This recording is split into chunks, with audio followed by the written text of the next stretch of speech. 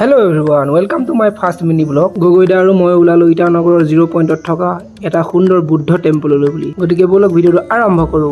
Main gate পাই আমি pay কৰিলো 10 টকা কাৰণ বাইক ৰাখিবৰ কাৰণে 10 টকা এটা দিব লাগে। 10 টকা পে কৰাৰ পিছত আমি আগবাঢ়ি গলো এটা সুন্দৰ পৰিবেশৰ মাজেৰে আৰু এনেকৈ সুন্দৰ পৰিবেশৰ মাজেৰে কিছু দূৰ যোৱাৰ পিছত পাই গলো আমি সুন্দৰ টেম্পল ভাগ। আৰু এয়া চাওকচোন টেম্পললৈ সোমাই যোৱা গেটখন কি ধুনীয়াকৈ সজাই থৈছে। দেখিয়ে ভাল লাগি গৈছে আৰু এনেকৈ সোমাই গলো ভিতৰলৈ আৰু ভিতৰলৈ সোমাই গৈ দেখিলো এই ভাগ বোলে তিনিবাৰ ঘূৰাই দিলে মনৰ আশা পূৰণ হয় আৰু মনৰ আশা পূৰণ হওক বুলি বুদ্ধক চিন্তি তিনি পাক ঘূৰাই ময়ো আৰু আগবাঢ়ি গ'লোঁ আৰু তাৰ পাছতে দেখিলোঁ এই ভাগক বা কি বুলি কয় নাজানো কাৰণ আপোনালোকে জানে যদি কমেণ্ট কৰি জনাই দিব আৰু এনেকৈ এইবিলাক মই ঘূৰাই আগবাঢ়ি গ'লোঁ মনৰ আশা যাতে পূৰণ হওক সকলোৰে আপোনালোকৰো কামনা কৰিলোঁ।